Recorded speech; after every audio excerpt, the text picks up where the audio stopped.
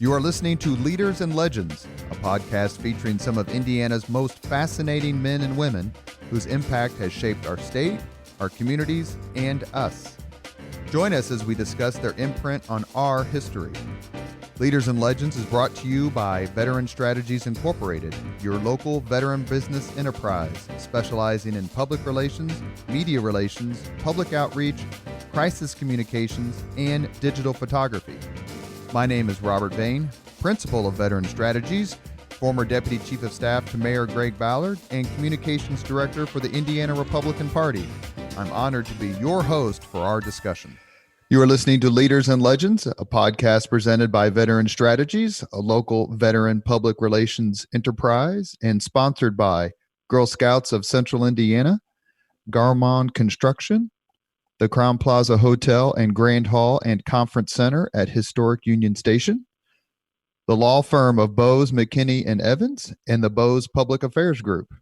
And finally, the McGinley's Golden Ace Inn, and our favorite, McAllister Machinery, your friendly neighborhood Caterpillar dealer. Thank you for joining us on the Leaders and Legends podcast. You are not going to believe who you're listening to today. And that is an absolute Hoosier legend, former Purdue basketball coach, Gene Keady. Thank you, Coach, very much. Well, thank you for saying that. That was awful kind. I appreciate that.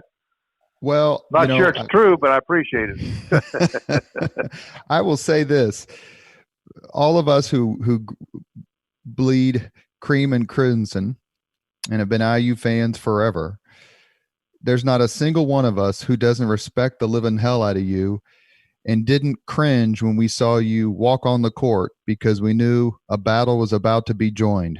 So thank you for all the great games, and we kind of are still upset at some of the losses.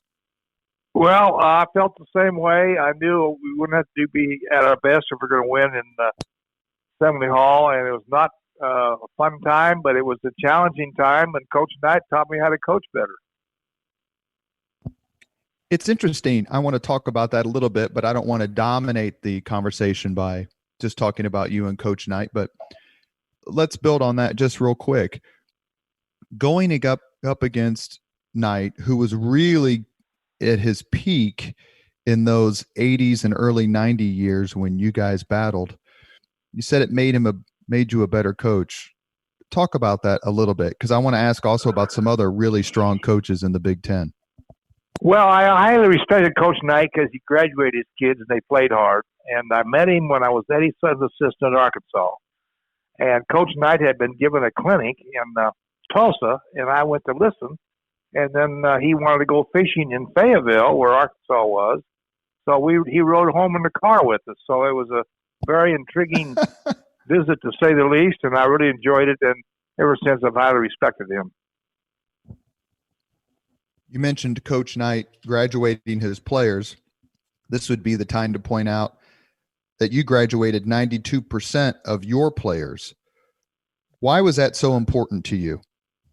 Well, my degree was one of the reasons I could move on in the coaching world. So my degree at Kansas State, my master's at Kansas State, got me some jobs that probably I couldn't have gotten if I didn't have those type of degrees. So it was just something I felt like if you could be a good athlete and be on scholarship, but if you didn't have your degree, you couldn't get a better job. So it was just something that I cherished, and I thought if a coach would graduate his kids like Coach Knight was, they're doing their job.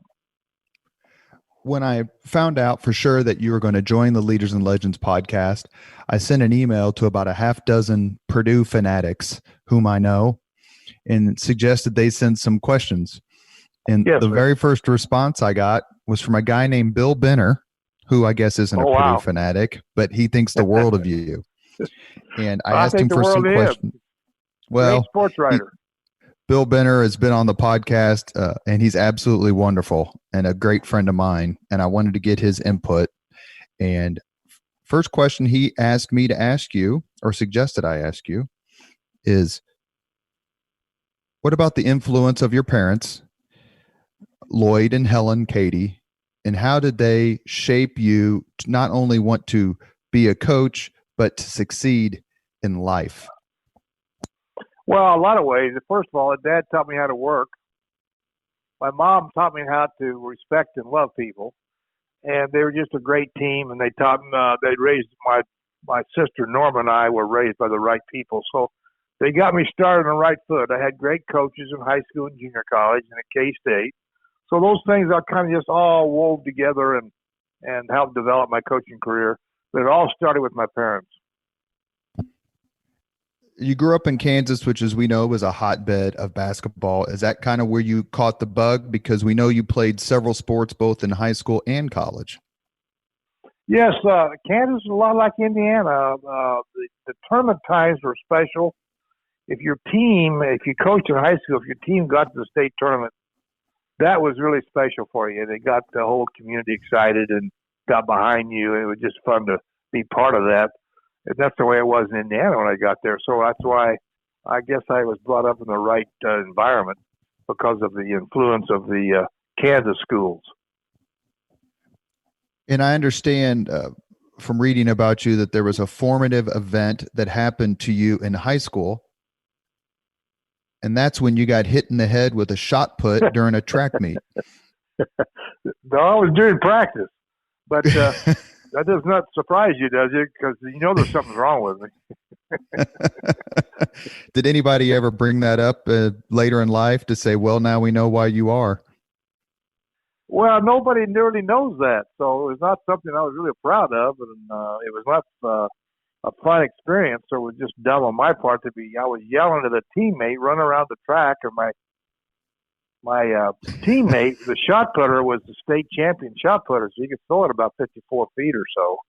So it hit me in the head, and I was goofing off and talking, and it was one of those things where I should have been paying attention. What is also, it was brought up during a lot of the broadcasts during the basketball games, was your career as a football player and the fact that you were drafted by the Steelers. What drew you to football, and why did you decide not to pursue that career anymore? Well, a lot of reasons. First of all, I led in 4 sports in college. So track taught me about conditioning. Football taught me about toughness. I lettered in basketball in junior college, so I played basketball till I was a junior. And then when I transferred to Kansas State from Garden City JUCO, I went to Tex Winter at K-State and asked if I could come out. He says, "No, we watched you play." So, but I became good friends with the basketball players. Just sat behind Tex's bench and try to learn from watching him coach. And it was just a matter of the fact that they had great team players in that team, and they went to Final Four. They had Bob Boozer, Jack Parr, Roy DeWitt, Bob. They just had a great team, and I just followed them all the way to when they went to Seattle and played Seattle. So a lot of reasons I coached basketball was, first of all, in Kansas it's cold in the winter, and I didn't like playing outside. so when I came back to Kansas, I had my degree, but it was late August, and I had hurt my knee with the Steelers, so I came back and didn't have a job, so I applied for this job at Beloit High School. The only job open as far as coaching was a head basketball job, and that's how I got started, by coaching high school basketball at Beloit, Kansas. And it seems like you took the route that a lot of people, you kind of take not only in coaching, but in life, you start out at a lower level, hone your skills, move up. Yes. You did that. And what was it like coaching at a junior college, Hutchinson Junior College? You coached there.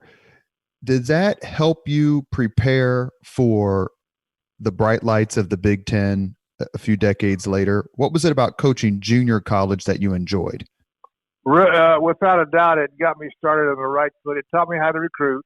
You had to go out and sell your program. Hutch was a great school because it was the site for the National Junior College Tournament, still is, and was always very exciting in March there. And if you could get your team in the National Junior College Tournament, you were really a happy time in your coaching career. So it was just one of those things where I was at the right time, the right place. The president of the Garden City JUCO, when I was there at Garden City, became the president of Hutch JUCO, and that's why they hired me, because he knew me. So, and Sam Butterfield was the head coach there, and he hired me because he knew me. I played ball at Garden City, and he was a high school coach at Garden City. It was just a lot of people touch your lives and help you. It's not what you know until you know. And it's just one of those things where everything kind of fell together, and I got lucky. How much of your career would you say is luck?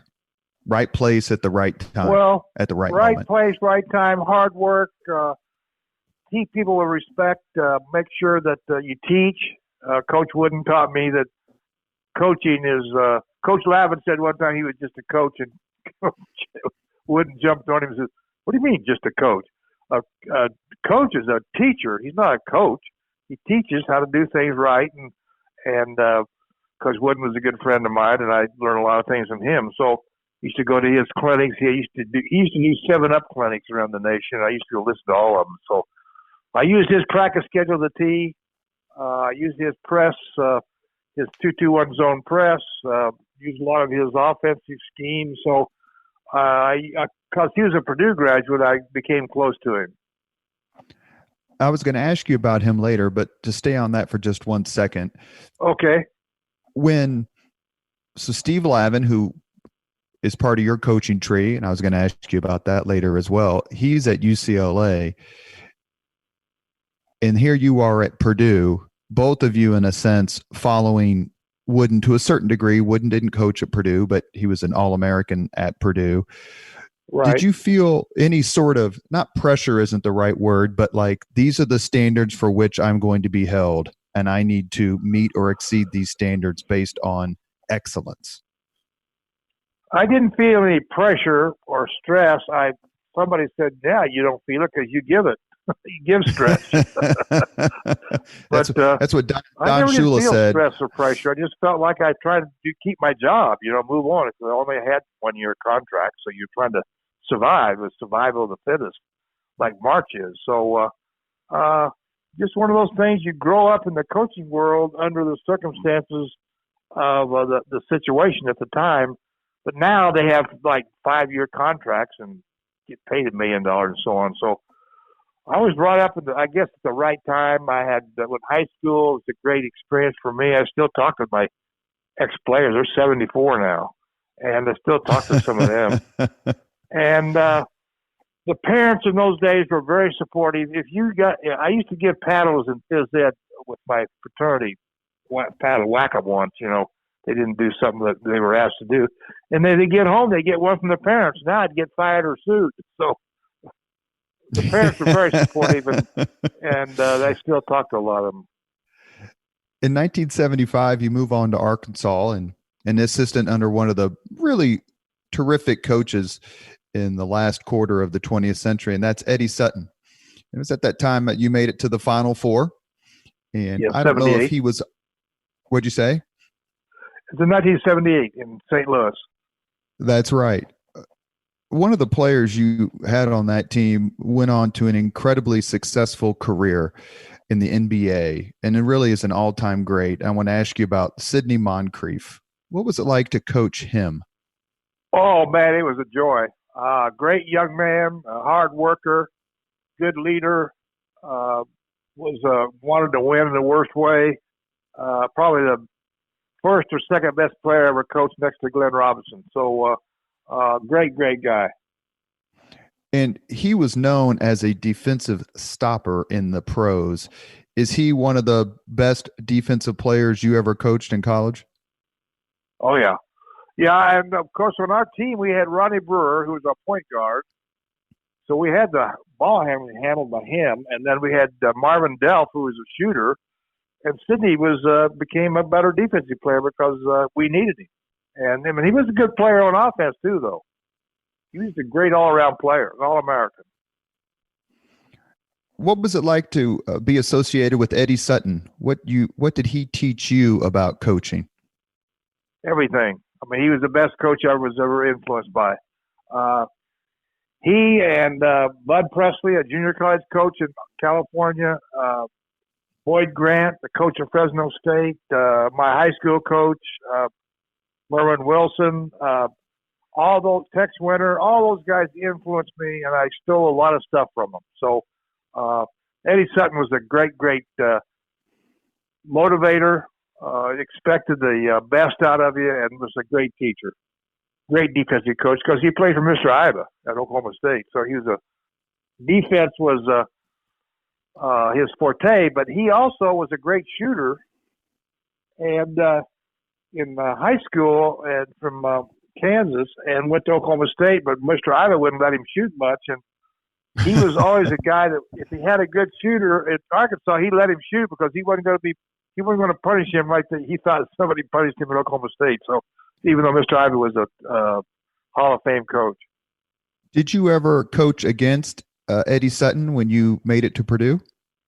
Yes, I did. At one time down in Tampa, we played in the NCAA against them, and they beat us like, I think, 10 points or so. So it was not fun.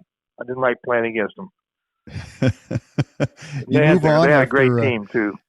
Is that when was he at Kentucky then, or was he coach at like Oklahoma State or something? He was still at Arkansas. Still at Arkansas, okay. You got your first head coaching job in 1978 for Western Kentucky. So now you've moved from Kansas, one of the hotbeds of college basketball, and now you're in Kentucky, which is certainly right up there at the top. Was there a difference between the two states, as you remember, in terms of fan support and just fervor for the game? Not much. Very similar. My daughter still lives in Bowling Green. My grandson lives in Arkansas yet, Kyle. So Western Kentucky was a great experience too. I'll tell you what, every stop I made was a great time, and still have friends there at all those places. And Western Kentucky was a hotbed of basketball in those times. If you remember, they went to the Final Four, and I don't forget what year it was, but it was a good time. We had great fans, still have great fans, and it's just something that really helped my career. While you were there, Western Kentucky, you had a pretty darn good assistant coach named Bruce Weber. How did you meet Bruce? Well, Bob Gottlieb was the assistant coach at Kansas State under Jack Hartman, and he came to watch me practice one time at Hutch and didn't like the way I was coaching, so we kind of got into it. I think he liked the fact that I talked back to him. So when he saw me get the job at Western Kentucky, he says, "Hey, I got this young coach in Milwaukee, coaching high school. You might want to interview for your assistant coach at Western." He knew I needed assistant, so I interviewed him and Clem Haskins and Bruce Weber. So I had a great staff at Western. And oh, no Bruce kidding. was my assistant 17 years. 1 year at Western and 16 years at Purdue. I didn't know that about Clem Haskins, who went on to coach, was it Minnesota? Yeah. That's right. Yes. Yeah. It's one of these things where when people who are about to meet my former boss, Mayor Greg Ballard, mayor of Indianapolis, and they ask, what should I say? Or, what should I talk to him about? My answer is always compliment his staff, because Mayor Ballard is incredibly proud of and very protective of the people who used to work for him, and he gives them all the credit. And it seems like coaches are the same way, that they really, really work hard so that their assistants have the same opportunities that they have. Yes. Well, Clem was an All-American at Western, and when I got the job, I was looking for somebody that had an affiliate with Western, and he had been there and needed a job, and I interviewed him and really liked him and hired him as my assistant. And then when I left and moved on, I made sure that he got the job at Western. And then when he got success there, then he got the job in Minnesota. And we talked 2 days ago. So he lives in Campbellsville, Kentucky now. So great friend, great family, great player, and great coach. So I'm glad you brought Clem up. Well, in 1980, and we're going to talk about some of your former players who became coaches, because there's one who's doing an outstanding job at Purdue right now. But in 1980, you moved on to Purdue. And I'm going to just take a minute to read your resume at Purdue and as a result of you being at Purdue. 6 regular season Big Ten championships, including the heralded 3 straight outright championships, 94, 95, 96.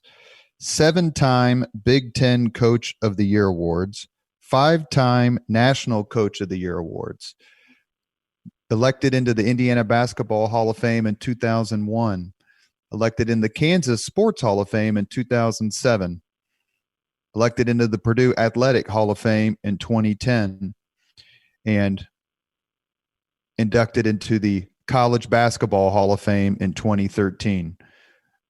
You took this job at Purdue. You entered into the Big Ten when not only, of course, was Coach Knight in Indiana riding high, but you also had Judd Heathcote at Michigan State. You had Lou Henson at Illinois. You had some very, very strong programs in what was arguably the biggest and most talented league in the country. When you decided to go to Purdue, what was going through your mind? Were you thinking, this is my shot at the big time, or, oh my God, how am I going to win in a league like this? Good story. I was trying to get a coaching clinic started at Western, and so the guy that owns Wendy's, Dan Davis, flew me up to Milwaukee. We wanted to see if Al McGuire would at Marquette would come be one of our speakers. So he did, and we did, and I got to be pretty close to Al, and he told me when I interviewed for the Purdue job not to take it because he said you'll never beat Knight. Don't take that job. Stay where you are. So, but I went against his word because the league was Big Ten had great TV, and I thought if the kids' parents couldn't get to the games, at least they could watch their children play on TV. And it just had great attendance in Mackey Arena, so it was just a great opportunity. Didn't pay much, but it was a great opportunity, and I have great friends still there. Well, and Purdue, as their fans will note, were just coming off a Final Four appearance in 1980 with Joe Barry Carroll, in which I think that they lose to Purdue, they lose to UCLA in the Final Four. Is that right? And Louisville ended up beating UCLA for the national championship. Beat them. Yep. I went to that game. Really? Yeah, I didn't have any idea I was going to be interviewed the job like a couple months later. I coached a USA team in Colorado Springs because I got started with USA basketball. And in those days, to develop Olympic players, they had the East teams, the West teams, the South team, the North team. And they played a 4-team thing in Colorado Springs to develop college players for the Olympics. And they asked me to coach the South squad, which I did, and we won the gold medal. And Fred Schaus happened to be the assistant coach at Purdue, and he saw me coach that team. So when Lee Rose left to go to South Florida, he told George King they ought to look at that guy at Western Kentucky and interview him. So that's how I got started at Purdue, because of my experience coaching the USA team, and Fred Schaus liked the way I coached and recommended me to George King. That's how it all got started. Did you ever send a note to any of the people who said you couldn't beat Knight when you used to beat him? No. I was trying to win the next game. No. You just try to survive in the Big Ten. Yeah, they said, who was the toughest senior player in the Big Ten? I said, whoever you played next. It didn't make any difference whether you're at Michigan or Michigan State or Illinois, Northwestern, Wisconsin. They were all good. So it didn't make any difference. Ohio State. So it was a situation where you just had to survive, keep moving. When you took the job at Purdue, was there any pressure to beat Indiana specifically? And the reason that I bring it up is I think of Coach Harbaugh up at Michigan, who clearly was hired in some regards because Michigan keeps losing to Ohio State. Harbaugh hasn't been able to beat him. There's tremendous pressure there. Did you feel specific pressure to beat IU? Well, I didn't, but the fans did. They talked about a lot in the summer golf outings, how you better beat Indiana next year and that sort of thing. But I was, like I said, though, I was more worried about whoever we played next. no matter it was Big Ten or whoever, because we always played tough schedules. So it was a situation where I didn't feel the pressure from it, because I think when you coach, as long as I had to get in there, pressure is just part of your life, and you don't really sense it. You just keep working. And you know why you started to say something a while ago? The reason we won at Purdue or wherever I coached is because we always had pretty good players or great players and a great staff. You never do it by yourself. You always it's a family. It's a family situation where you work together. That's what you try to teach your players. I'm reading this book about the Yankees right now, about Joe Torre, and that's his philosophy he had. It's about family, everybody working together, and that's exactly what I believe. One of the things that Coach Knight said when asked about coaching, he said the highest compliment you can give a coach is to feel like it's worth a few points just having them sitting on the bench.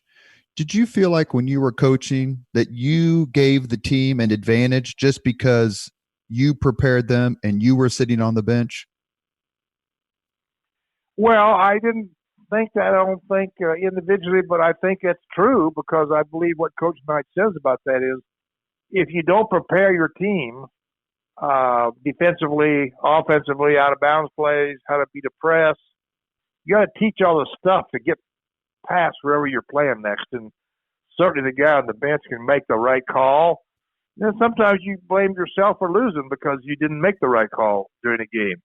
I blame myself for the losses a lot of times, but I didn't come out and verbally say it.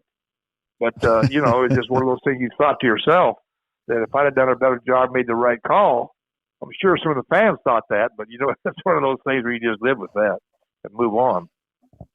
Do you feel the fans at Purdue directly influenced the game, that they helped Purdue players win just by their fervor and their love of the program? No question about it. Mack Arena is one of the best home court advantages in America, at least when I coached there. Can't speak for them now, but I went to a couple of games in the last couple of years, and I felt like there's still the advantages there. But it certainly has great enthusiasm. It's usually sold out. And we were sold out for 10 years in a row at Purdue. Us and the United Center, where Michael Jordan was playing. It's kind of the two venues in America that were usually sold out. So it's just a great place to watch basketball and play basketball and have great enthusiasm for the game. I hate to bring this up, but it's a true story based on a friend of mine who was a bookmaker. And he said the two biggest home court advantages in college basketball that influenced the line of a game were the Pit at New Mexico, right, and Mackey Arena at Purdue. Yep. Yeah, I believe that. I agree. The Pit is a great advantage. Where I saw Valvano win a national title once. That was beautiful. Absolutely. You couldn't find anybody to hug. Running around the court looking for You were listening to hug. Leaders and Legends, a podcast presented by Veteran Strategies, a local public relations enterprise, and sponsored by Girl Scouts of Central Indiana, Garmon Construction, the Crown Plaza Hotel and Grand Hall and Conference Center at Historic Union Station, the law firm of Bose, McKinney, and Evans, and the Bose Public Affairs Group, the McGinley's Golden Ace Inn, and McAllister Machinery, your friendly neighborhood Caterpillar dealer. Thank you for joining us on the podcast today. Our guest is true Hoosier legend, former Purdue basketball coach Gene Keady. Is there a Hoosier leader you particularly admire or legend, not even related to sports? Is there someone who you've really taken a real look at and said this guy or lady is doing it right? Well, Coach Jordan Wooden, when Wooden was there, he was Player of the Year 3 times nationally. As you know, what he did when he went to UC at UCLA has been unprecedented. So it's one of those things where I think the president they have now at Purdue is tremendous. The athletic director and the assistant AD, Jason, is tremendous. It's a lot of people in Indiana influenced my career. a lot of players. We had 16 guys make first team All Big Ten, so all those people was very influential. On and on and on. You can go on and name a lot of guys, and some of them still work at Purdue. Todd Foster's in the academics. Brian Cardinal works in John Purdue Club, I believe. So there's a lot of people that still works at Purdue and is influenced by the fact that I was able to have them work with me. You know, you mentioned Brian Cardinal. He would certainly be on the Mount Rushmore of the Purdue basketball players who IU fans just couldn't stand. And I say that as a compliment, of course. Were you aware of how much IU fans couldn't stand Brian Cardinal because Cardinal hustled his tail off and kept beating us? Oh, yeah. Did you get some pleasure in that? Oh, yeah. Yeah. All right, Brian, we're going to Assembly Hall tomorrow. Give him hell. Well, I never said that, but he did it. But his dad, was the trainer in Illinois for Lou. Lou is a good friend and a great coach, Lou Henson. And we recruited Brian Cardinal. I never thought we had a chance in the world to get him because I thought Illinois would take him, But we got lucky, and he liked Purdue, and he came over and played for me, and he beat him eight times in a row. It was unbelievable. So we got lucky again. So it's he's a great story and has a great had great influence on my career. When you walk into Mackey Arena, is there a certain game or maybe play or player that enters your mind first? Well, no, a lot of them. I could go on and on and on. I got so many. I mean, please do. You got 16 guys make first team All Big Ten. You've had a pretty good bunch of guys that Bruce Weber did a great job recruiting. Kevin Stallings, on and on and on. So Conzo Martin, so Link Garner. So it's Matt Waddell. So you could just go on and on and on and have a whole list of guys that made the tradition so good there.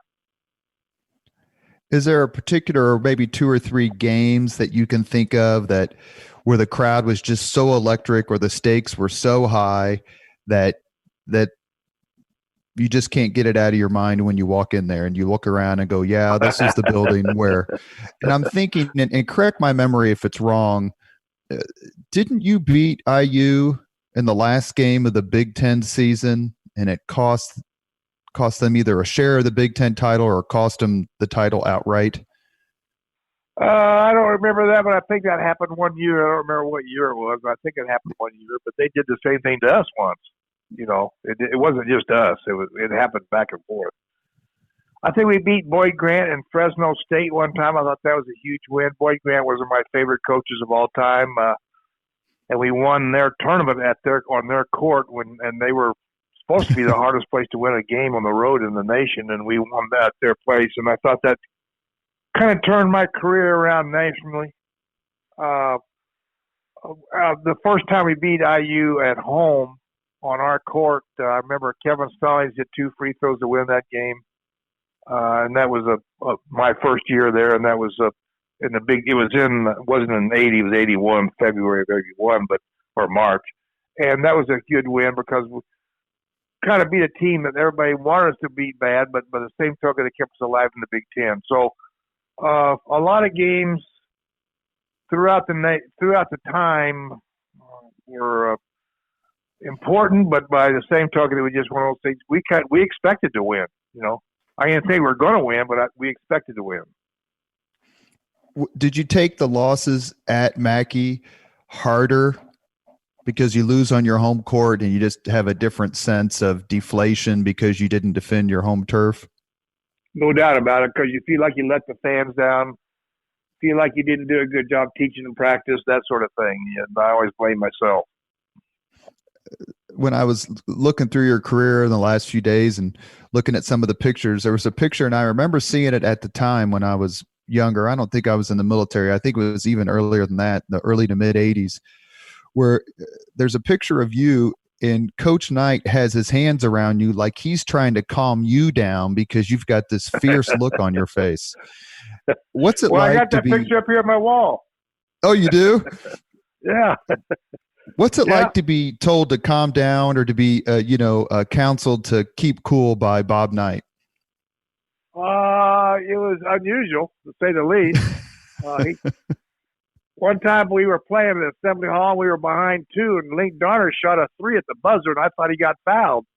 So I'm chasing the referees out of the Assembly Hall up the hallway there to show some guts and call a foul, even though it's Assembly Hall and against Coach Knight, which I didn't say that, but that's what I thought. And somebody's tugging at my elbow, and it was Coach Knight. He says, "I don't like the way you shook my hand." I said, "Well, I don't give a, we won't say the words on TV of what you thought." I thought afterwards, why did I act like that? Because I always respected Coach Knight so much. The next year at the Orlando at the Big Ten tournament or Big Ten meetings, he treated me like a long lost brother, and I thought, wow, he must have liked the fact I talked back to him. So, and that's kind of the way our friendship got started on a positive note, because I think he thought he knew I respected him, and I know I respected him. So it was one of those things where it was a mutual friendship. I hate to say this, but as someone who doesn't understand how you look at it on TV, and whether it's, John McEnroe or Jimmy Connors or AJ Foyt or you or Coach Knight or whomever, Right. I don't understand how you guys don't get more angry. I don't understand. I think you guys are more well-behaved than most people I know would be. The stakes are so high. Everybody's watching. These are important games. You've got to placate the fan base. You've got to justify your contract or your coaching. I'm really surprised that you guys keep it together as well as you do. I'll tell you why, because our wives, they were mad at me for acting like a jerk. And my mother would call me in Sacramento and chew me out for cursing during the game. Dad's teaching me lip reading, knock it off. So, that's why, because of our wives and our mothers. Did you ever feel like you crossed the line and had to go back to a referee and say, look, last time I saw you, I really lost it. I apologize? Oh, yeah. I talked to Ted Valentine 2 days ago and said that, I'm sorry, or I said that I was that jerk a lot of times. But he said, "That's okay, Coach. I knew you're trying to win a game." So I talked to Ed Hightower down in Florida a couple of months ago. He was down at Kurt Clausen's place. Got to see him. Got to see Randy Whitman down there. So it's just good to see people you had battles with. Talk about a little bit about some of the players you coached against. You coached against, in your time in the Big Ten, some of the greatest players in the history of that conference. And we're going to talk about some of the players you coached here in a minute. But are there any of them that names? Calvert Chaney. Isaiah Thomas comes to first. He was a hard cookie to guard. So he was tough, and he was tough. He was very competitive, and I highly respected him. There's so many of them. There's so many. You have to name so many, and you could name some of them. Of course, didn't play against Magic because he left before I got to Michigan State. But Michigan State had a lot of great players. But Scott played at Michigan State, the guard. Scott, I can't think of his name. I'm sorry, last name, but he was a tough cookie too, the guard. So tried to get him to come to Purdue, I couldn't get him. But Scott Skiles, yeah, another one that was I lost to recruiting that I really wanted. But every team had great players on it at some point, and they were just hard to guard and hard to contain and keep from beating you. So you worked hard at it in practice to curtail it, but sometimes it didn't work. Sometimes they were better than you. Let me throw a couple of names out there real quick before we move on. Chris Webber. Well, he's one of the Fab Five, so he was very hard to guard. So, and he had a couple other guys in that team that was not bad. One of them still does nothing, and he was at Toronto when I was there. What the heck is his name? So Jalen Rose? Yeah, Jalen Rose was at Toronto when I was there. We had a lot of laughs about how they were always afraid of me because they said I always look so mean on TV. And so anyway, I don't think he's afraid, but he thought, I think it was one of those things where we respected each other. You mentioned earlier about Lou Henson and your friendship with him. Were you also close with Judd Heathcote? Very close. Probably the best, next to Knight, probably the best friend coach in the league. Judd is a very dear friend. Coach Izzo had me come up and talk at his banquet he had for Judd a couple years ago, so that was fun.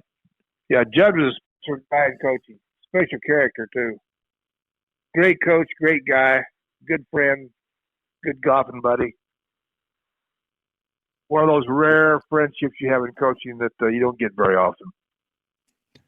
When you look at the coaching job, you mentioned him. Let's just mention him and talking about him for just a little bit, that Tom Izzo has done at Michigan State. Very special. Unbelievable.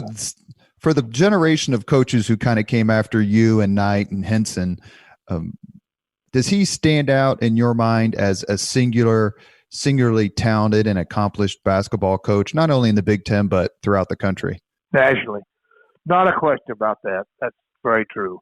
He and Coach Weber and I and Judd would run around together at the Final Four when we'd all go together to meet there. We'd always were buddies and went to bars and stuff together. So Izzo was a young coach. Coach Weber was a young coach, and we're all good friends. Still are.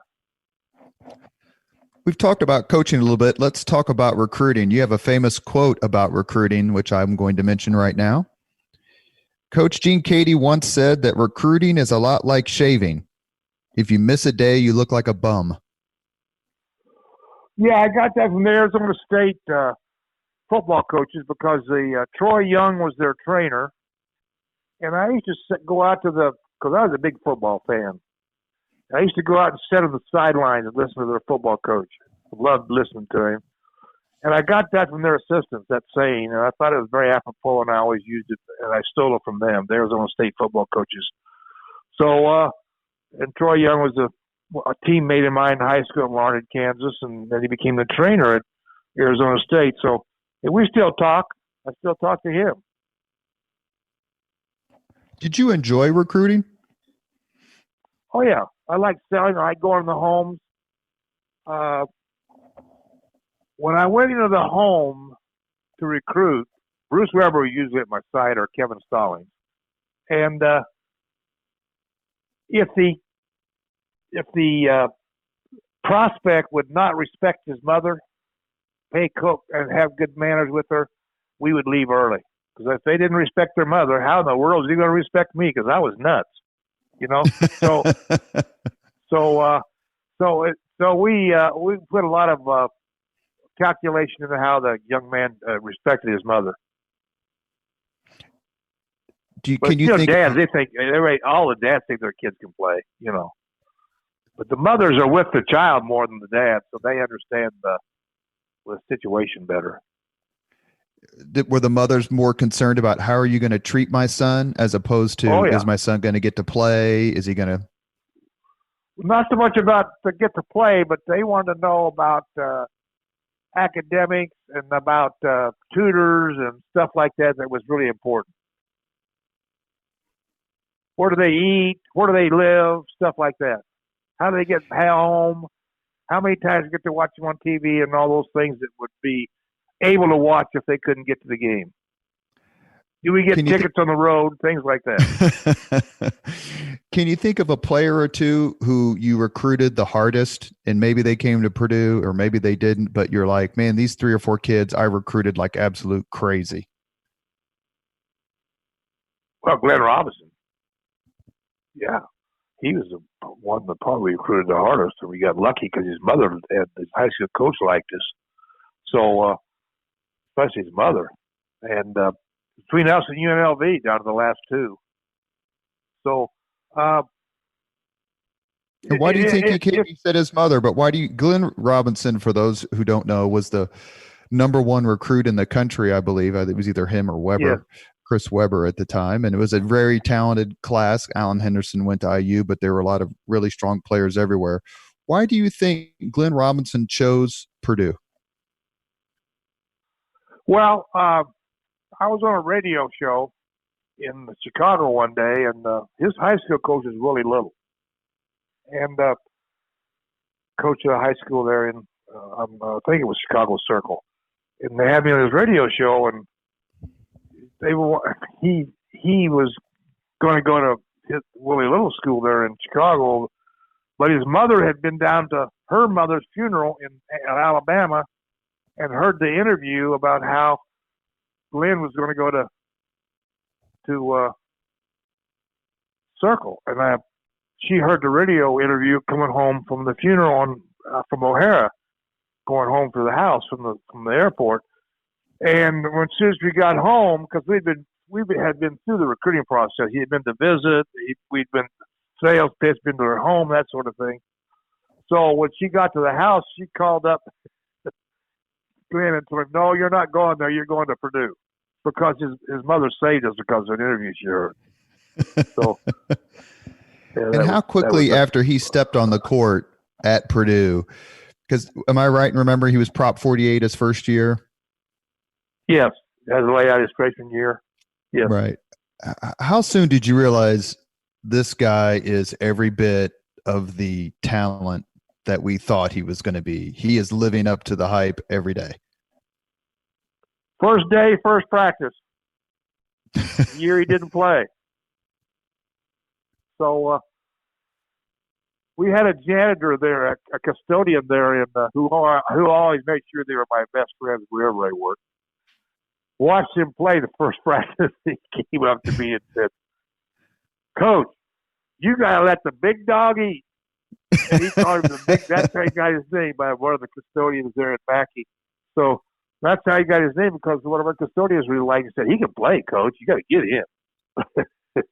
So he got that nickname at Purdue. He didn't have it. I thought he had it before then, but he got it at Purdue because someone, a custodian at the gym, said that. That's the story I'm sticking with. I'm not sure about that, but that's my story. I'll mention a couple other players real quick. Troy Lewis.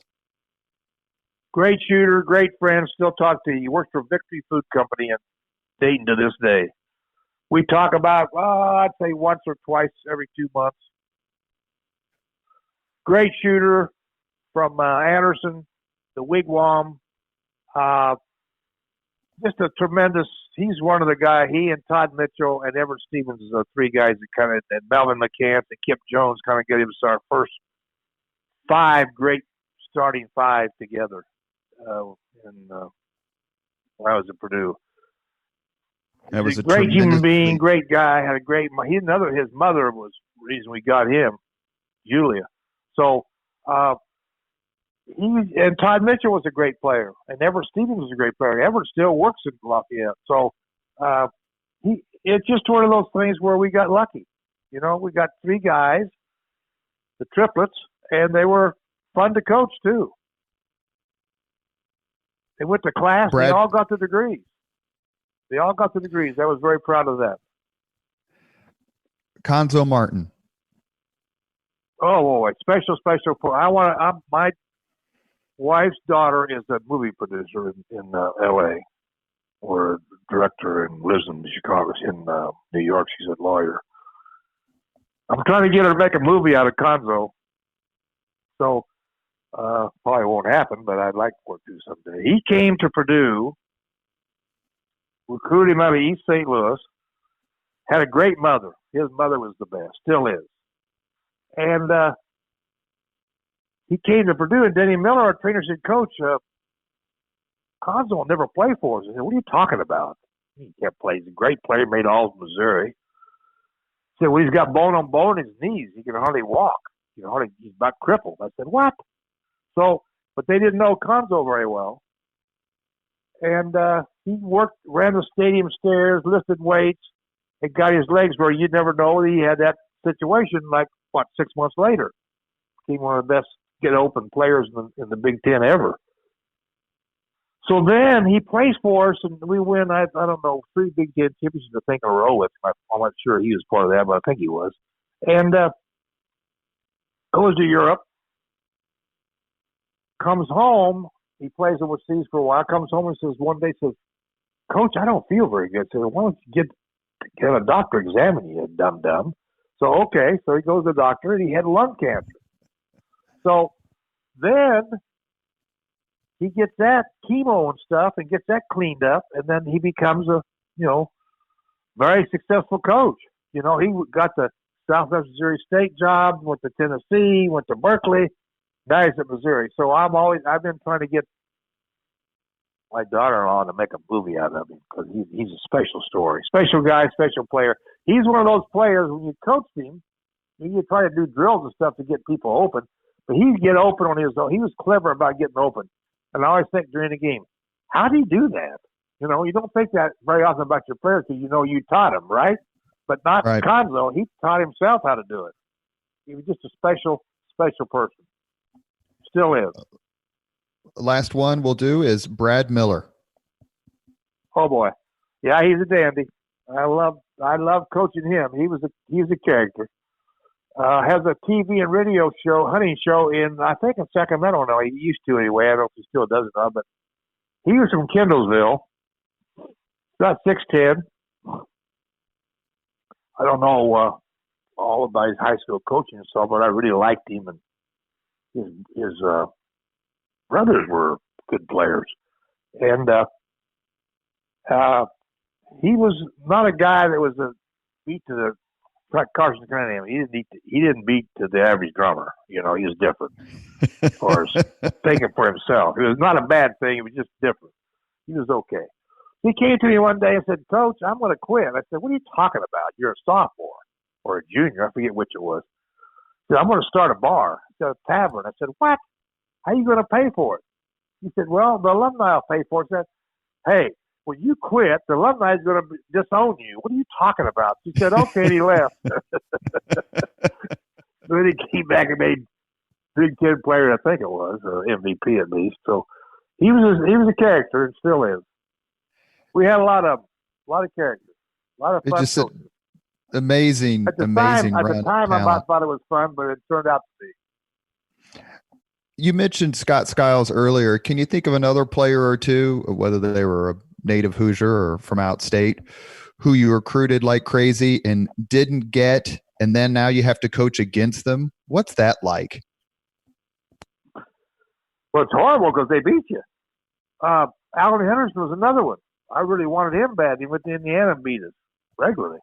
So I can't think of many others, but there had to be some others, and I just can't remember all the names. Did you try to recruit Steve Alford? Oh, yeah. Yeah. Hard.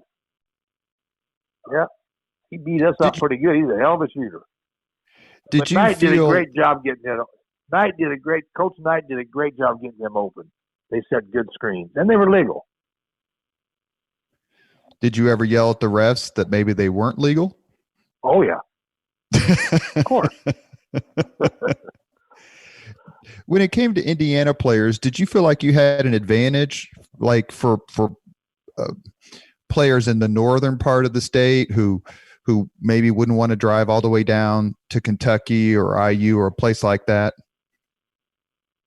No, I just thought that Kentucky and Indiana and all those schools are great recruiting schools. So no, I never thought we had an advantage. It was just hard work. They had to keep selling and watching them play and working on their parents and their families. So staying positive. You are listening to Leaders and Legends, a podcast presented by Veteran Strategies, a local veteran public relations enterprise, and sponsored by Girl Scouts of Central Indiana, Garmon Construction, the Crown Plaza Hotel and Grand Hall and Conference Center at Historic Union Station, the law firm of Bose, McKinney & Evans, and the Bose Public Affairs Group, the McGinley's Golden Ace Inn, and McAllister Machinery, your friendly neighborhood Caterpillar dealer. we've talked, obviously, we're here with Coach Gene Keady of Purdue, member of the College Basketball Hall of Fame. We talked about basketball at Purdue, but take a minute or two, please, in our final moments to discuss what was like being at Purdue University. Did you enjoy it? Were there things about the campus and the town and the surrounding area that you really enjoyed as well? Oh, yeah. That's the reason I stayed there.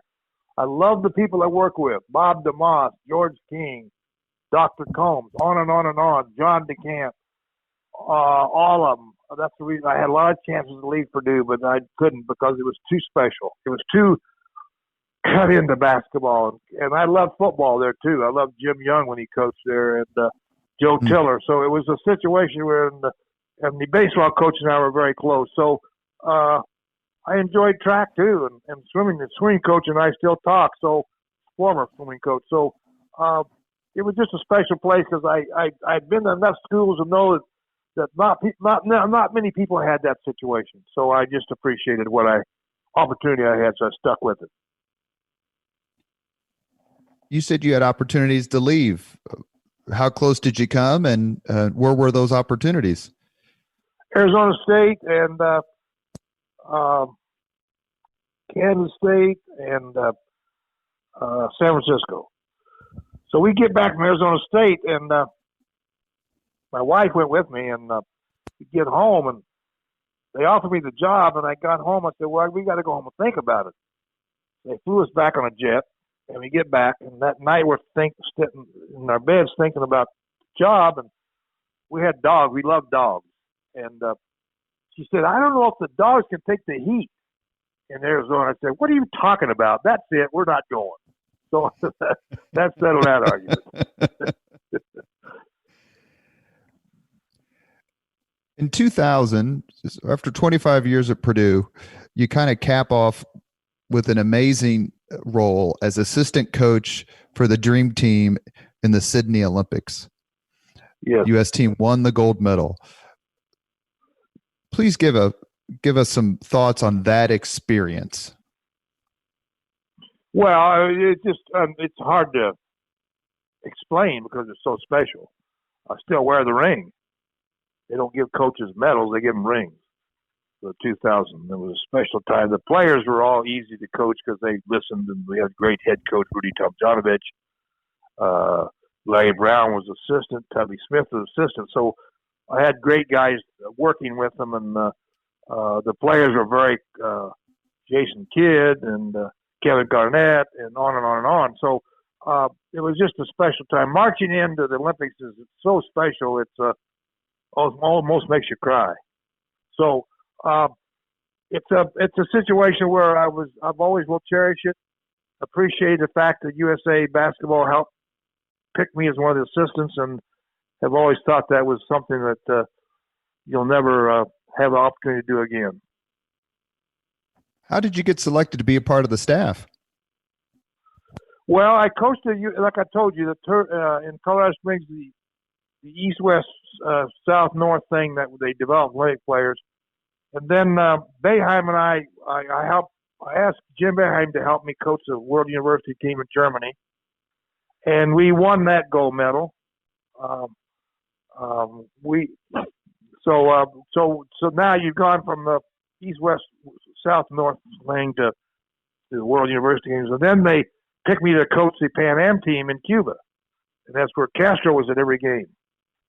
And we got the bronze medal in that game. And we got beat by Puerto Rico, who had 3 NBA players on it. And we only had college kids, but they beat us. And it was a good game. I think they beat us a few points. I'm not sure how much it was. But on that team was Tony Bennett, the coach at Virginia. And he was always a special guy. His dad was the coach at Wisconsin, and has always been a special person in my life because after we got beat, then we won the next game for third against Cuba, we beat Cuba twice in that tournament, but didn't win the game we wanted to, the gold medal game. But anyway, because we didn't get to play it. But Tony was one of those guys that was a special guy to coach, great point guard, tremendous coach now, as you know, at Virginia. Came to my apartment where they had bungalows there for us to stay for the coaches in Cuba. He came to my house and wanted to know if I was okay.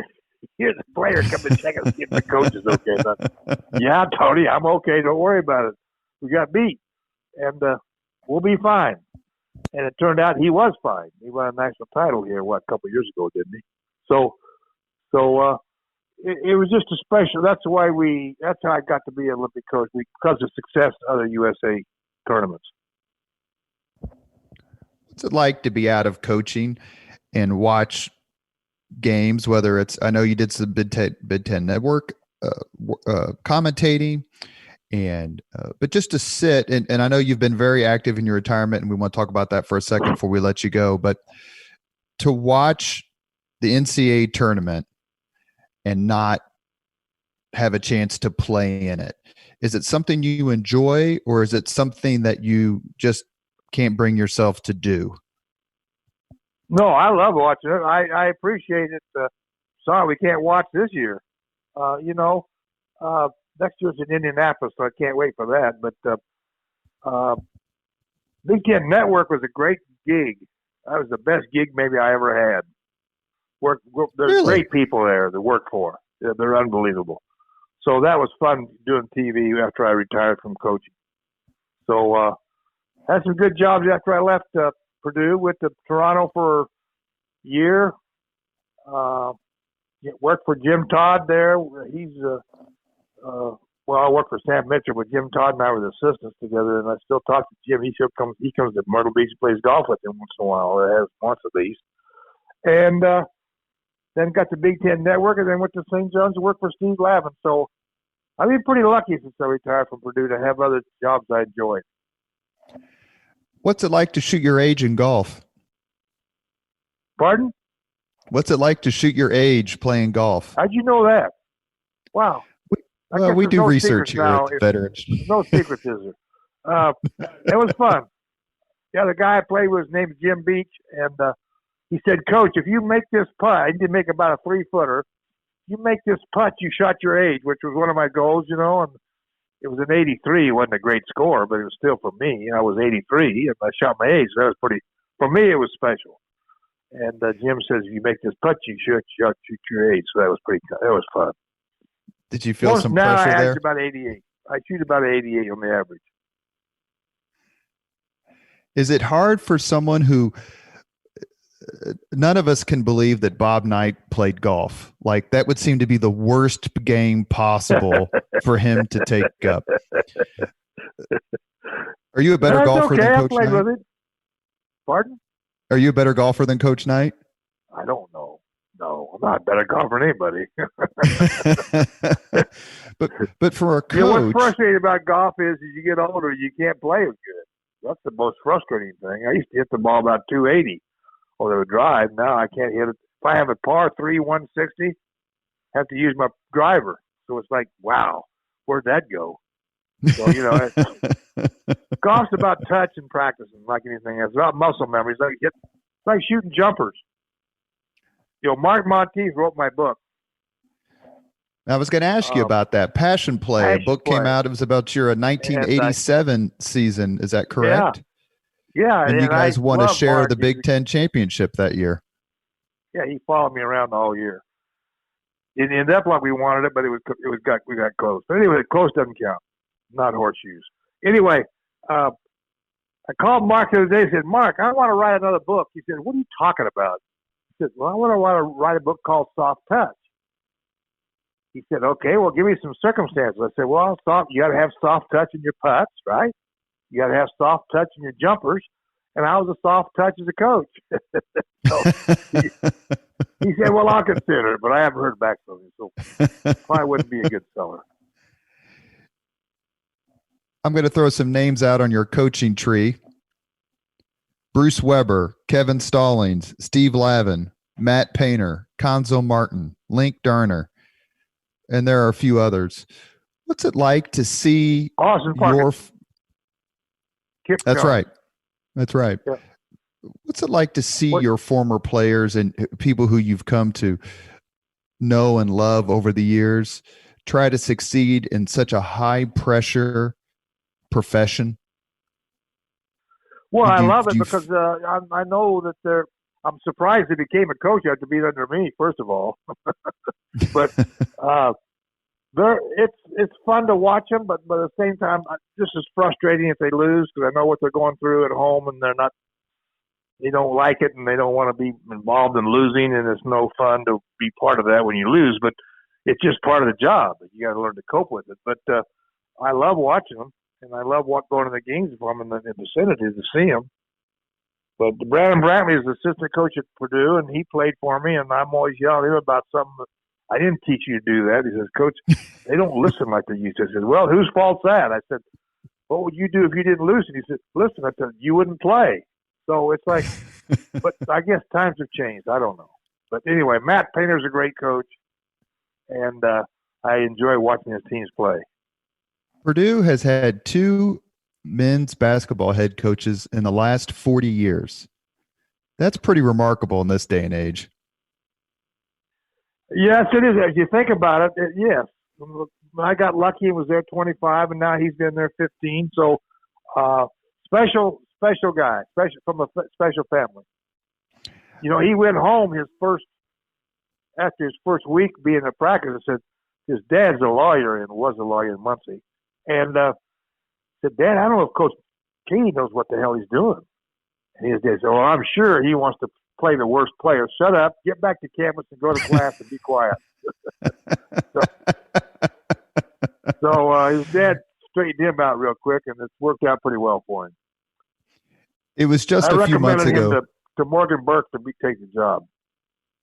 Well, Painter's done an absolutely terrific job. He's a heck of a coach, yes, and I don't care who you root for. You have to admire and acknowledge excellence, and he certainly qualifies. Just a few months ago, you were involved in a very special day. Part of it happened at Assembly Hall when Coach Knight came back after 20 years. And then you were both honored at an Indiana Pacers game that night. Talk to us a little bit about that day and what it was like to see you're at Assembly Hall. Coach Knight comes back to Assembly Hall. Purdue ends up beating IU. Then you travel up to Indianapolis, and the two of you are at center court on behalf of the Indiana Pacers in their Indiana Day in basketball. What was that like?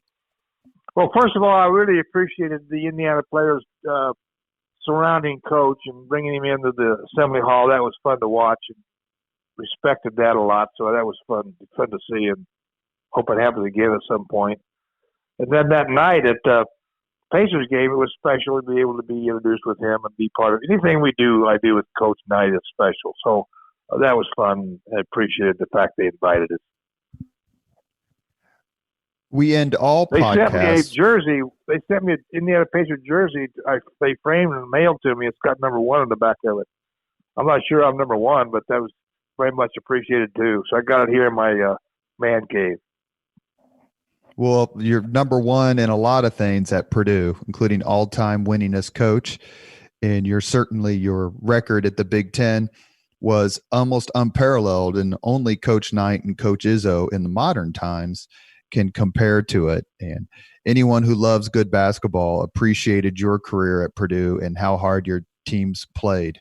And it is interesting, as you said earlier, the days of the IU Purdue basketball games, the intensity you could feel, and I can only say in Indianapolis, was so palpable. Like everybody was on edge because everybody wanted to be the one who could talk smack the following day. Sure. On the golf course next summer. That's where you caught it if you got beat. You are listening to the Leaders and Legends podcast. We are joined today by an absolute all-time great, and that's Purdue basketball coach Gene Keady. Coach Keady, we end the podcast with the same 5 questions to everybody. So Purdue President Mitch Daniels answered these, and everyone gets them. And if you're ready for them, I'll give them to you. Okay, I'm ready. Go ahead. If you could, your first one is, what was your first job? The job was at Beloit High School in Beloit, Kansas, 1958. Do you remember your first concert? Concert. Well, yeah, it was a high school concert. They used to have what they called assemblies in those days. They take us to Atlanta High School to listen to orchestras come to town, and it was like 1952. Yes, I always enjoyed watching all the different instruments. Wasn't any good at music, but I enjoyed watching and listening. Number 3, if you could recommend any book for someone to read, which book would you choose? Well, of course, the first one would be the Bible. Boy, I've read a lot of good ones lately. One of the ones I'm reading right now I read was Why the Best Are the Best. And I read so many. I've read like 7 books in the last 5 months. So I'm getting ready. I'm reading the Yankee Years right now. I'm getting ready to read Bill Walton. A friend of mine across the street here brought me 5 books to read that he knows I like history. So yeah, I knew you were a history buff. Yeah, I love history.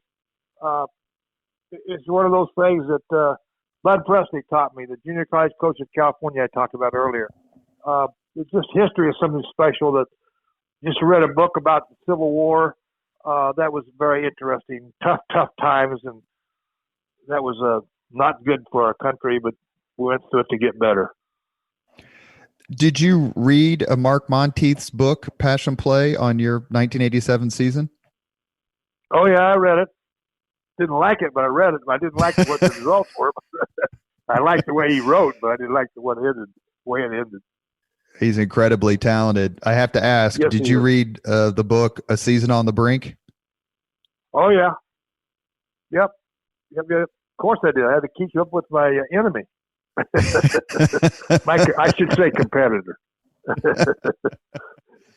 I was reading that book. I was A Season on the Brink. I was sitting in the Indianapolis airport. It was 1987. I had flown home on leave from the Army, and I'm reading that book, and I look up, and the person who is standing 5 feet in front of me, just standing there with his teammates, was a guy named Michael Jordan.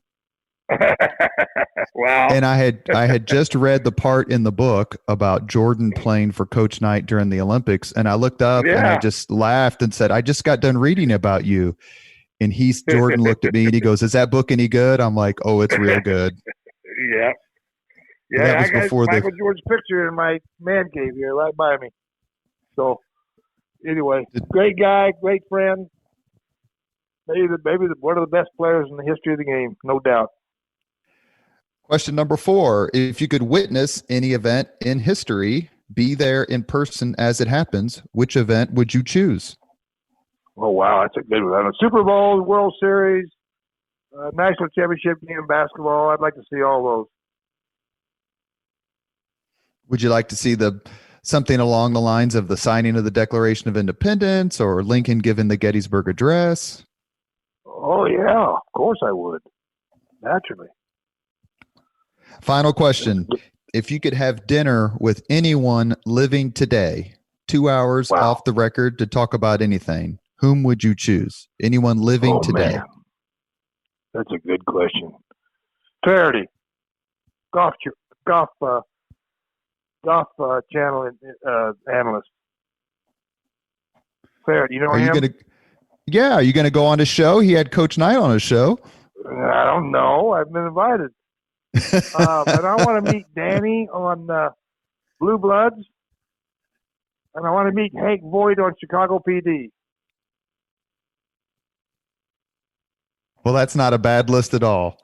We've had so many great people on the podcast, to be candid, people giving of their time, whether it's Mitch Daniels or current Governor Eric Holcomb. We've had Medal of Honor recipient Sammy Davis from Mooresville on, and we cannot thank you enough for adding your name to this list of people who've taught us about themselves, taken us through their own personal journey and history. And I honestly cannot tell you what an amazing honor it is to be able to speak with you, Coach. Thank you so very much. Well, thank you. And I feel the same way about talking to you. I was going through one of my wife's boxes here the other day, and it had a Purple Heart in it. It says, whose is this? He says, my dad's. He was shot down in World War II in a fight in a bomber plane in Switzerland, and he got a Purple Heart. He got shot in the neck. I said, oh, my God, that's bigger honor than I ever got. So, wow. Absolutely. Yep. And if I'm up at Purdue buying my son lunch one day and you happen to be around, I'm happy to spring for a meal. What'd you say he's majoring in? He's in the aviation school. He's learning to be a pilot, like one of your ex-players, Tony. Yeah. Tony. Well, they flew me a lot of places recruiting. Aviation school special in my heart. They took me a lot of places.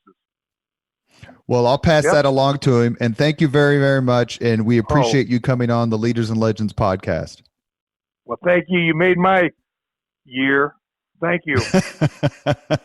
Thank you, Coach. Take care. Okay. Thank you very much for listening to Leaders and Legends, brought to you by Veteran Strategies Incorporated. If you want to contact us about this program or our menu of public relations services, please send us an email at robert@veteranstrategies.com. That's robert@veteranstrategies.com.